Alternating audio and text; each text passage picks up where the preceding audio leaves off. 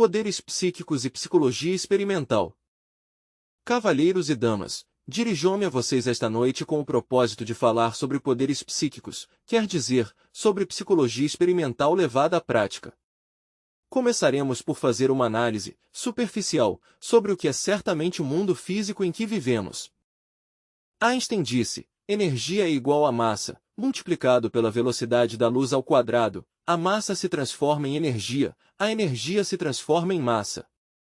Inquestionavelmente, o mundo tridimensional de Euclides se encerra dentro desta fórmula básica de Einstein. No entanto, para além desta fórmula existe algo. Quero referir-me, em forma enfática, à quarta coordenada, à quarta vertical. Vemos esta mesa, que é longa, larga e alta, eis aí as 3 dimensões. Mas, quanto faz que foi construída esta mesa? Quanto tempo? Eis aí a quarta vertical, assim pois, a quarta vertical é o tempo. Para além desta quarta vertical existe a quinta coordenada e esta, em si mesma e por si mesma, é a eternidade. E muitíssimo para além da quinta vertical temos a sexta em si mesma, transcende ao tempo e à eternidade. Por último existe a dimensão zero, desconhecida, a 7ª dimensão. Vivemos, pois, em um mundo multidimensional. Desafortunadamente, as gentes somente percebem um mundo de 3 dimensões, é necessário desenvolver outras faculdades que nos permitam conhecer a quarta vertical. Felizmente, na anatomia oculta do ser humano se encontram, em estado latente, os sentidos que, convenientemente desenvolvidos em forma científica, podem dar-nos acesso não somente à quarta vertical, senão às dimensões quinta, sexta e 7ª. Obviamente, na espinha dorsal dos seres humanos, se acham em estado latente divinais poderes. Item 1. Centro coxígeo, Igreja de Éfeso. Começaremos por examinar o centro coxígeo. No cóccix existe um poder magnético especial, um chakra, falando ao estilo oriental. Dentro de tal centro subjaz um poder elétrico formidável. Quero referir-me, em forma enfática, a Devi Kundalini Shakti, a serpente ígnea de nossos mágicos poderes. Os hindostanes dizem que essa serpente está encerrada dentro do chakra coxígeo, que ali se encontra enroscada. Afirmam, com 3 voltas e meia, o quem logre despertar a serpente ígnea de nossos mágicos poderes, pode sair de dentro de uma caixa hermeticamente selada. Quem logre despertar esse poder ígneo, flamejante, pode caminhar sobre as águas sem afundar-se, voar pelos ares como fizeram muitos ascetas místicos, tanto no Oriente como no Ocidente do mundo. O despertar, pôr em atividade tal centro flamejante, é algo grandioso. Quem o desperte, adquirirá poder sobre o elemento terra, poderá, com sua vontade, fazer cair uma rocha, poderá, com sua vontade, dominar os terremotos, etc. Item 2. Centro prostático, Igreja de Esmirna. O segundo poder flamejante, latente na espinha dorsal do homem, se acha ubicado à altura da próstata. No Apocalipse de São João, a dito centro se lhe denomina Igreja de Esmirna. Bem sabem os ascetas místicos que com o despertar dessa maravilhosa faculdade, se adquire poder sobre as águas, então poderemos dominar as tempestades do oceano, ou desatá-las à vontade. Item 3. Plexo solar umbilical, Igreja de Pérgamo. O terceiro poder, existente na espinha dorsal do homem, se acha ubicado exatamente à altura do plexo solar, quer dizer, à altura do umbigo. No Apocalipse de São João, a tal centro se lhe denomina, esotericamente, Igreja de Pérgamo. Pôr em atividade tal poder flamejante, equivale a adquirir a potestade de dominar o fogo. Os yogis indostânicos que têm despertado tão maravilhoso poder, podem ordenar aos vulcões em erupção que cessem em sua atividade e eles obedecerão. O asceta que tem conseguido despertar desse centro umbilical, pode manejar as potências da vida universal, pode enterrar-se vivo durante meses inteiros, e quando alguém lhe tire, achará que não tem recebido dano de nenhuma espécie. No plexo solar, na região umbilical, está também o centro telepático. Esse centro telepático, certamente, pertence às funções da Igreja de Pérgamo. Item 4. Centro cardíaco, Igreja de Tiatira. O quarto poder, existente na espinha dorsal, se acha exatamente situado à altura do coração. No Apocalipse de São João, a esse centro se lhe denomina Igreja de Tiatira. O quem logre despertar esse maravilhoso poder flamejante do coração, realizará prodígios. Despertar esse centro é indispensável, Porque com esse centro adquirimos faculdades tais como o desdobramento astral, os estados jinas, etc. Muito fala Dom Mário Roso de Luna, em suas distintas obras, sobre os estados de jinas e é necessário que revisemos, ainda que seja em forma superficial, esta questão jinas. Quero que vocês saibam, em nome da verdade, que não só aqui neste mundo de 3 dimensões existe humanidade, certamente, existe na quarta vertical, determinada raça humana, gente que não saiu do paraíso terrenal, gente que ainda vive no Éden, pessoas de carne e osso como nós, mas que não se degeneraram como nós, pessoas físicas com poderes extraordinários, não falarão inglês, nem espanhol, nem francês, nem alemão, mas sim falam na linguagem primitiva, que como um rio de ouro corre sob a selva espessa do sol. Nós poderemos visitar o Éden, quer dizer a quarta vertical. É possível desenvolvendo os poderes do Cardias. Muitos são os céticos que dizem, ninguém tem ido ao outro mundo para voltar e contar-nos que é o que há lá, do outro lado. Eu lhes digo a vocês, em nome da verdade, que é possível, certamente, ir lá, ao outro mundo, em carne e osso, se desenvolvemos os poderes do Cardias, isto jamais é impossível. Penetrar na quarta vertical é indispensável.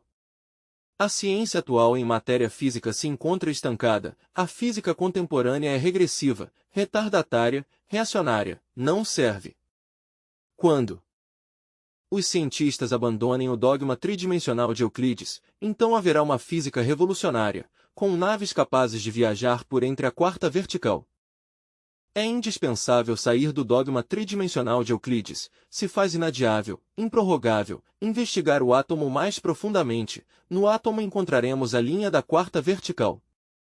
Quando a quarta vertical possa ser traçada, então se elaborará uma nova geometria revolucionária. Uma geometria tetradimensional, com tal geometria será possível construir uma física de 4 dimensões.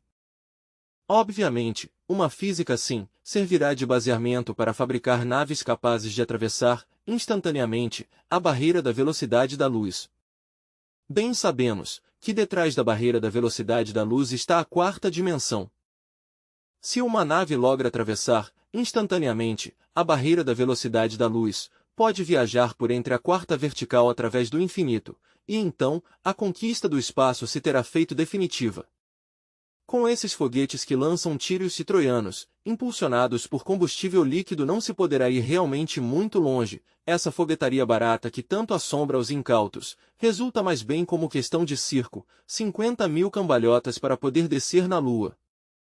A conquista do espaço é possível com uma física tetradimensional, quando tal física exista, e quando nos tenhamos também apropriado da energia solar, quando soubermos manejá-la, utilizá-la, a possibilidade de viajar através do infinito será, já, um fato concreto, claro e definitivo. Naves viajando por entre a quarta vertical, impulsionadas por energia solar. Eis aí as naves do super-homem, eis aí as naves que verdadeiramente podem viajar através do espaço estrelado, de galáxia em galáxia. Desgraçadamente, a física contemporânea continua estancada, se faz necessário romper, de uma vez e para sempre, o dogma tridimensional de Euclides. Nós temos procedimentos íntimos, particulares, para meter o corpo físico dentro da quarta coordenada. Se estudamos cuidadosamente aos sábios orientais, veremos que eles sim sabem meter o veículo de carne e osso dentro da quarta dimensão.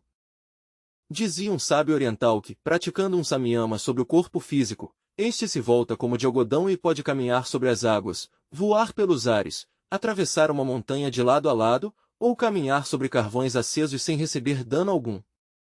Um samyama tem 3 partes. Primeira, concentração. Segunda, meditação. Terceira, êxtase. Se nos concentramos primeiro no corpo físico e depois meditamos no mesmo, em suas células, em suas moléculas, na construção de seus átomos, etc., e por último chegamos à adoração, ao êxtase, então o corpo físico penetrará dentro da quarta dimensão e poderá viajar através desse mundo da quarta vertical, poderá encontrar também, nessa região, a outra humanidade que vive ao lado da nossa, e que come, e que dorme, e que vive, mas que não sofre como estamos sofrendo todos nós. Existem distintos procedimentos para meter o corpo físico dentro da quarta vertical, entre a sabedoria antiga se menciona Harpócrates. Isto que estou dizendo não tem nenhum valor para os céticos, para esses que estão engarrafados dentro da dialética materialista, para os reacionários, para os conservadores, para os retardatários. O que estou dizendo é demasiado revolucionário, e não lhe gosta aos que estão engarrafados no dogma tridimensional de Euclides. Harpócrates. Nome grego extraordinário, maravilhoso. Os místicos dos mistérios de Eleusis pronunciavam aquele nome na seguinte forma, Harpocratis. Eles faziam certas práticas muito engenhosas, que bem vale a pena comentá-las, pertencem aos mistérios gregos, aos mistérios que se conheceram em Atenas, em Eleusis, etc. Acoitado em decúbito dorsal, ou de meio lado preferivelmente, o asceta grego punha sua cabeça sobre a palma da mão esquerda. Imaginava ser um pintinho metido dentro de um cascarão, se concentrava intensivamente em Harpócrates, chamando Harpocratis. Quando já entre sonhos começava a sentir muita coceira em seu corpo, armado de grande vontade não levava suas mãos ao mesmo, para não perder o estado especial psicológico em que se colocava, depois, suavemente, se levantava de seu leito e pronunciava esta frase ritual, Harpocratis, ajudai-me, porque vou com meu corpo. E confiantemente saía de sua recâmara, dava posteriormente um saltito, com o propósito de penetrar violentamente dentro da quarta vertical. E dizem velhas tradições que se perdem na noite aterradora de todas as idades, que então o asceta, com corpo físico, viajava realmente pela dimensão desconhecida. Então, era quando o místico de Eleusis conversava com os deuses santos, com os seres inefáveis.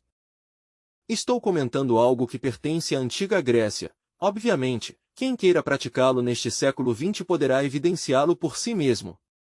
No entanto, os gregos se treinavam muito com este sistema, até conseguir, de verdade, a penetração na quarta vertical.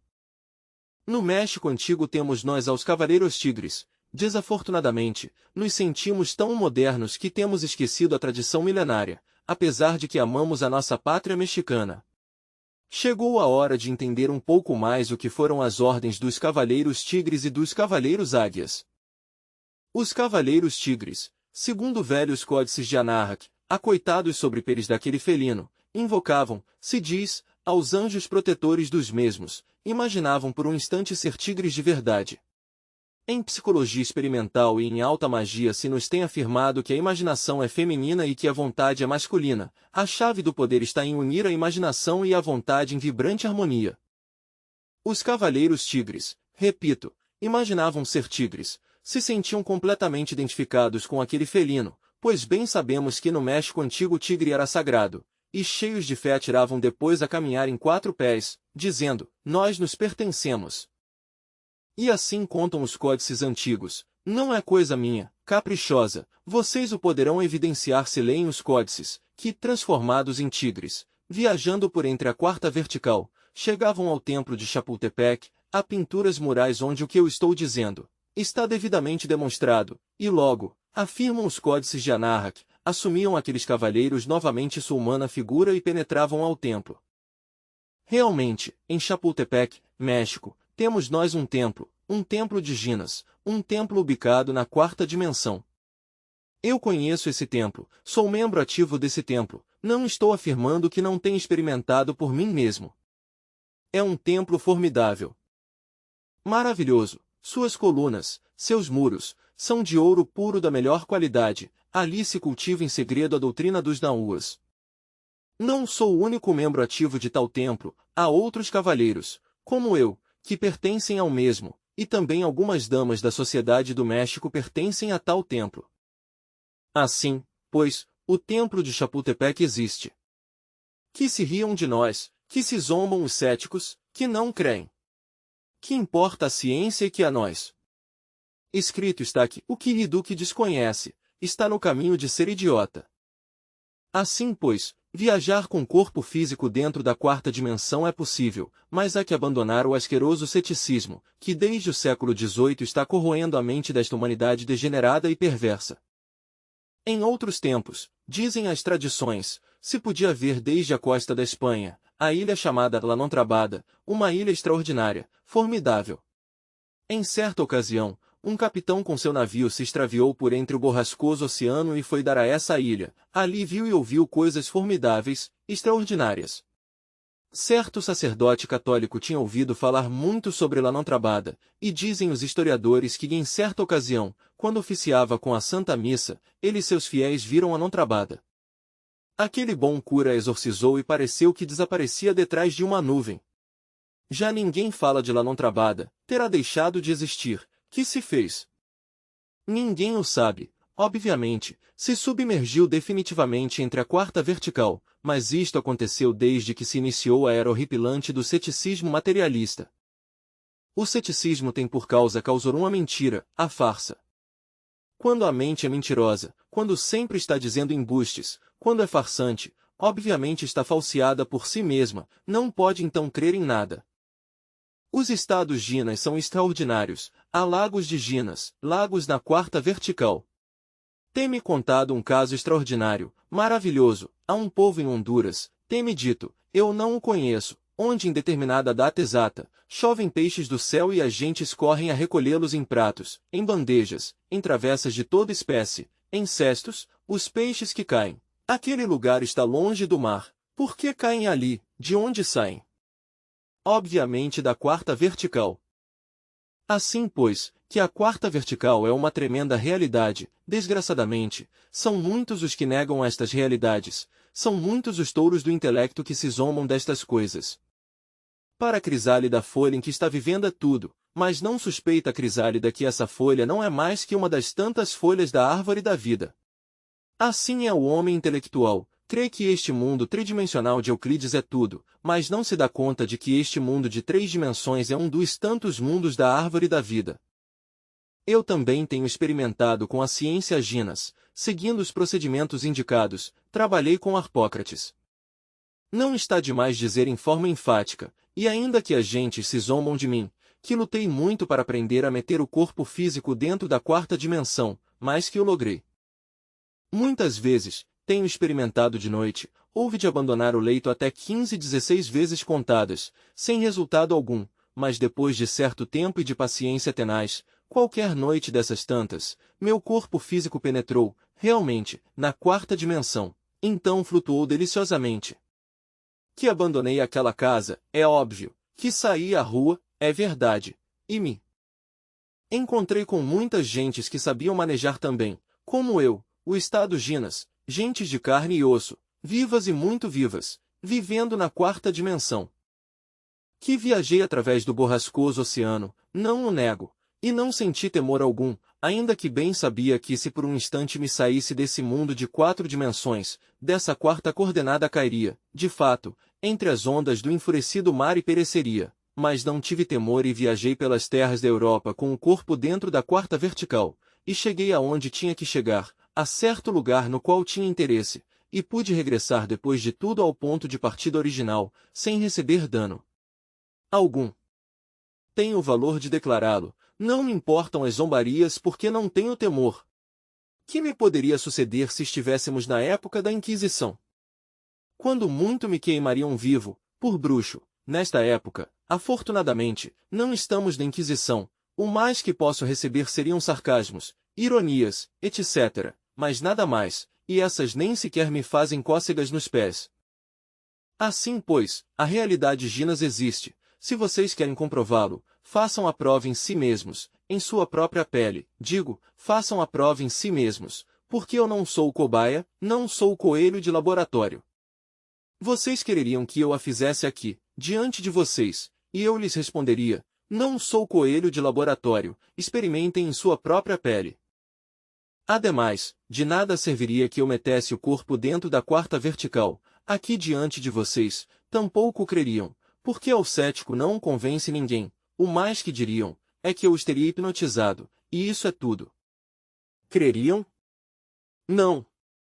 Estaria patinando cocô, me diriam. Assim pois, que isto é para experimentar em sua própria pele. Obviamente, os santos dos tempos antigos levitavam. Quem poderia negar que São Francisco de Assis, aquele místico cristão, levitava? Muitas vezes seu discípulo mais amado ia levar-lhe a comida, e o santo estava a tal altura do solo, que, Obviamente, o discípulo não podia dar-lhe de comer. E contam as histórias que São Francisco se afastava então por entre um bosque, cheio de faias e que flutuando desaparecia na dimensão desconhecida. Felipe, está escrito que o flutuava na atmosfera. Felipe, o discípulo do Cristo, também caminhava sobre as águas, aparecia e desaparecia à vontade. O evangelho de Felipe é esse: Felipe sabe ajudar a quem o invocam. Quando Gautama, o Buda Sakyamuni, abandonou o corpo físico para submergir-se no Nirvana, dizem as tradições que seus discípulos foram submetidos a provas pelas multidões, e que cada um deles devia, de acordo com certo conselho examinador, atravessar de lado a lado uma rocha. Todos assim o fizeram, menos um, Ananda, seu discípulo mais amado. O pobre não podia, quando tentava atravessar a rocha, rompia a fronte e miseravelmente sangrava, mas ao fim, cheio de uma fé espantosa, praticou um samyama sobre seu corpo físico, se concentrou nele, meditou nele, entrou em êxtase, se desesperou, e por último atravessou a rocha de lado a lado. Assim pois, isto tem documentação. Não dizem que Pedro foi tirado do cárcere por um anjo? Obviamente, aquele anjo ajudou a Pedro a entrar na quarta vertical, e assim pôde abandonar o cárcere em vésperas já de sua execução, pois estava condenado à morte. Desenvolvendo os poderes do cardias, os poderes do coração, tudo isto é possível. Continuando, pois, com esta análise dos centros magnéticos da espinha dorsal, chegamos à altura da glândula tireoide. Bem sabemos que esta secreta o iodo biológico, tão necessário para o organismo humano. Item 5. Glândula tireoide. Igreja de Sardes ou um centro magnético na glândula tireoide. Quero referir-me, em forma enfática, à Igreja de Sardes, tal como a menciona o Apocalipse de São João. Desenvolvendo esse centro mágico, se adquire a clareaudiência, quer dizer, o poder de ouvir à distância, o poder de ouvir a música das esferas, o poder de ouvir as criaturas que vivem nas dimensões superiores da natureza e do cosmos. Esse poder extraordinário pode desenvolver-se se o propomos, se à hora da madrugada todos nos concentramos na música das esferas, com o propósito de escutá-la, dia chegará em que poderemos realmente escutar essas insonoras melodias que ressoam no coral maravilhoso do infinito. Obviamente, todos os sons que se produzem no planeta Terra dão uma nota síntese. Todos os sons que se produzem no planeta Vênus dão também sua nota síntese. Todos os sons que se produzem em Marte dão sua nota síntese. Agora bem, o conjunto de sons de todos os mundos que povoam o espaço estrelado formam a música das esferas, citada por Plotino, o grande filósofo grego. Santos, a música das esferas é a tremenda realidade. Tudo que é, tudo que tem sido, tudo que será, vibra deliciosamente no infinito estrelado. Assim, pois, que a música é a base de toda a criação. Quando um desperta o centro tireoide, a Igreja de Sardes, pode escutar essas sinfonias esquisitas do grande coral cósmico. Quando um desperta esse centro maravilhoso, adquire também o sintetismo conceptual. Quando um desperta esse centro mágico formidável, se faz mais inteligente, mais compreensivo, mais sábio. Item 6. Centro frontal. Igreja de Filadélfia. Continuando, pois, para cima, chegamos à altura do centro frontal. À altura do entrecenho, na espinha dorsal, à altura do centro frontal, há outro centro magnético formidável. Quero referir-me, claramente, à Igreja de Filadélfia. Quem desperta esse centro formidável, será clarividente, poderá ver, por si mesmo e em forma direta, as dimensões quarta, quinta, sexta e sétima e então, terá conceitos diferentes. Atualmente a humanidade, com seus olhos físicos, somente alcança a perceber coisas do mundo de 3 dimensões, mas não tudo.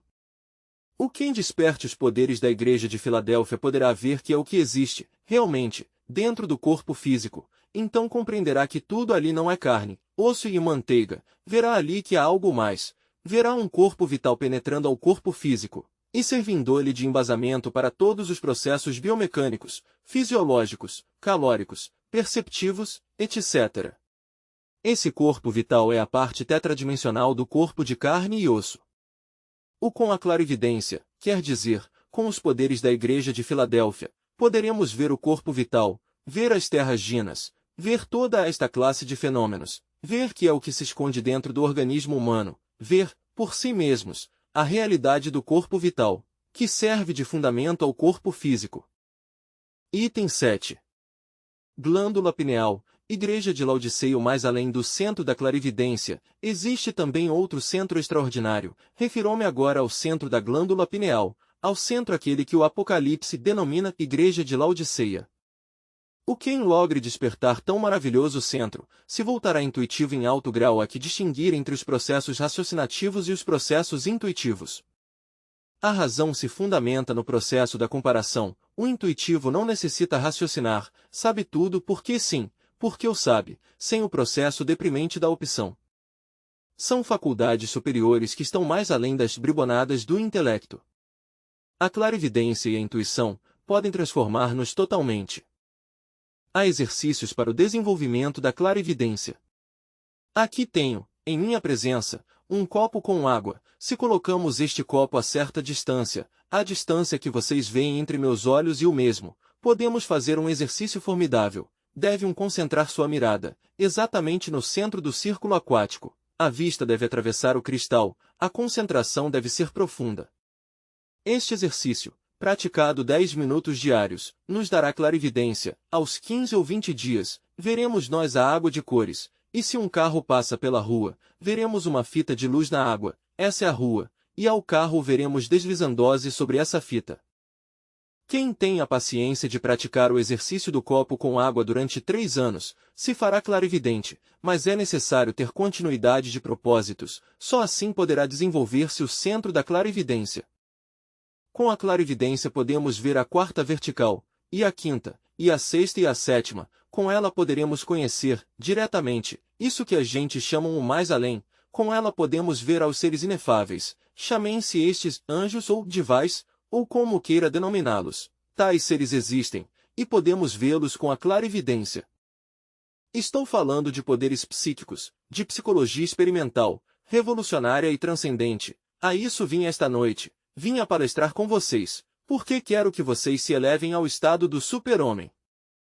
Chegou a hora de lutar de verdade por uma transformação radical. Dentro de nós existem, em estado latente, poderes formidáveis, mas é necessário despertá-los, para sair deste estado de debilidade em que nos encontramos. Hoje em dia somos vítimas das circunstâncias, não sabemos dirigir circunstâncias, somos vítimas e nada mais que isso, vítimas. Necessitamos transformar-nos totalmente, apelar aos nossos poderes psíquicos. Os temos, seria uma lástima que continuássemos assim como vamos. Isto seria tão absurdo como aquele que, sabendo que existe um tesouro sob a terra, estando seguro de si mesmo, não o tirasse jamais. Dentro de nós existem tesouros inesgotáveis. Prosseguindo, pois, com esta análise de poderes, hei de lhes dizer que o principal de todos está precisamente na igreja de Éfeso. Ali está a serpente ígnea de nossos mágicos poderes. A civilização da grande Tenochtitlã, a civilização dos maias, se baseia na serpente. As antigas culturas de nosso querido México pré-hispânico são serpentinas. A serpente ígnea de nossos mágicos poderes pode despertar, pôr em plena atividade estes centros da espinha dorsal para levar-nos, de verdade, a uma mudança radical. O importante para conseguir o despertar deste fogo flamejante, desta serpente ígnea de nossos mágicos poderes, consiste em saber transmutar e sublimar a energia criadora. Para o fornicário, para o adúltero, não há poderes que valham. Os fornicários perdem a energia criadora, os adúlteros profanam o mais sagrado que temos sobre a face da terra, que é o santuário da alma. Quem aprende a viver em honra de castidade, quem sabe marchar pela senda da verdadeira santidade pode converter-se de verdade em um super-homem, em uma potestade com poderes sobre o fogo, sobre os ares, sobre as águas e sobre a terra. Disse